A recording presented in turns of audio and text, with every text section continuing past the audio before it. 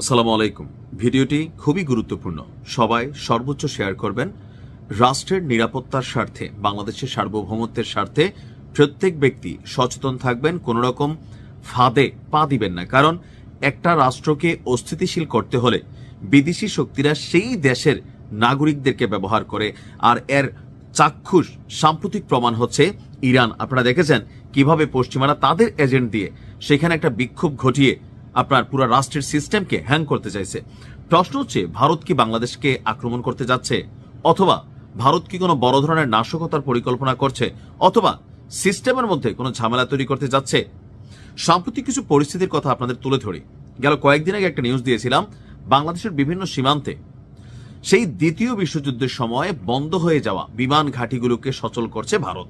হঠাৎ কেন? তারা একটা ব্যাখ্যা দিচ্ছে যে বাংলাদেশ সরকার লালমনিরহাটে একটা বিমান ঘাঁটিকে চালু করছে।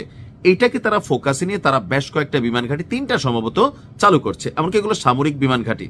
নাম্বার 2, পশ্চিমবঙ্গের হালদা, যেখানে বাংলাদেশের খুব কাছাকাছি সীমান্ত, সেইখানে একটা বিশাল নৌঘাঁটি তৈরি করছে পারমাণবিক সাবমেরিন সহ।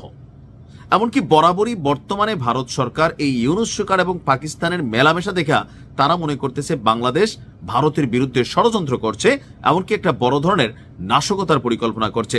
এই যখন পরিস্থিতি, এর মাঝখানে আমাদের টেনশনটা হচ্ছে নিরাপত্তা পরিস্থিতির কথা বিবেচনা করে একটা ঘটনা ঘটতেছে যে বাংলাদেশে যে সকল ভারতীয় কর্মকর্তা আছেন, কূটনীতিক আছেন, তাদের এবং তাদের পরিবারের যারা সদস্য, তাদেরকে আপাতত ভারতে ফিরিয়ে নেওয়ার সিদ্ধান্ত নিয়েছে ভারত। তো দেশে কি এমন পরিস্থিতি হয়ে গেল? এখন তো কোনো মবের ইস্যু নাই, অথবা এই পর্যন্ত বাংলাদেশে অনেক মব হয়েছে, কিন্তু ভারতীয় দূতাবাস অথবা বাংলাদেশে কর্মরত কোনো ভারতীয় নাগরিক বাংলাদেশের জনগণের হেনস্থার শিকার হয়নি। যদি হয়তো এটা 5ই আগস্টের পর, আমার কাছে এটা পজিটিভ মনে হইতো যে হ্যাঁ, হুট করে একটা ঘটনা ঘটতে পারে। বাট সরকার তো এখন এক ধরনের একটা ব্যালেন্সে আছে, বা ভারতের কোনো নাগরিকের সাথে এই পর্যন্ত হয়েছে, আওয়ামী লীগ সহ বিভিন্ন ইস্যুতে হয়েছে, কিন্তু ভারতের বা কোনো দেশের কোনো নাগরিককে হেনস্থা বা তাদের দূতাবাসগুলোতে হামলা টামলার মতন ঘটনা ঘটে নাই। আর দূতাবাস ঘেরাওয়ের কথা যদি আমরা ধরি, ভারতীয় তো আমাদের বাংলাদেশের দূতাবাসকে তারা ঘেরাও করছে, সো এটা চলে। কিন্তু কেন হঠাৎ করে এই সিদ্ধান্ত নিচ্ছে? পেছনে অবশ্যই কোনো কাহিনী আছে, বাট তারা একটা উসিলা দেখাচ্ছে, এটা আমি হালকাভাবে নিতে চাই না।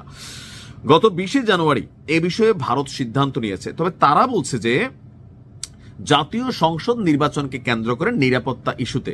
তো তার মানে কি বাংলাদেশ সরকার নির্বাচনকে কেন্দ্র করে আইন শৃঙ্খলা পরিস্থিতি তারা স্বাভাবিক রাখতে পারবে না? ভারত কেন মনে করছে? বার্তা সংস্থা পিটিআই এর বরাতে সরকারি সূত্রগুলো বলছে, ভারতের দৃষ্টিতে এটা একটা সতর্কতামূলক ব্যবস্থা। ঢাকায় অবস্থিত ভারতীয় হাই কমিশন সহ বাংলাদেশে ভারতের বিভিন্ন দপ্তরের যে কর্মরত কর্মকর্তা আছে, তাদের উপর নির্ভরশীল পরিবারের সদস্যরা আছে, তাদেরকে সাময়িকভাবে ভারতে নিয়ে যাওয়ার সিদ্ধান্ত এসেছে। বাংলাদেশ ভারতের কূটনৈতিক মিশন এবং সংশ্লিষ্ট সব দপ্তর খোলা রয়েছে, তাদের কার্যক্রম অব্যাহত থাকবে। এই সিদ্ধান্তে নাকি কূটনৈতিক কার্যক্রম অথবা সেবায় কোনো প্রভাব পড়বে না।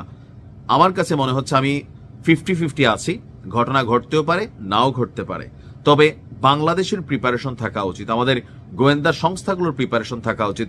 আমি কোনোভাবেই বাংলাদেশে কর্মরত ভারতের, পাকিস্তানের, যে কোনো দেশের, কারণ আমরা নিজেরাই তো প্রবাসী, এখানে কর্মরত তারা পেশার কারণে আছে, রিজিকের কারণে আছে, কর্মরত আছে।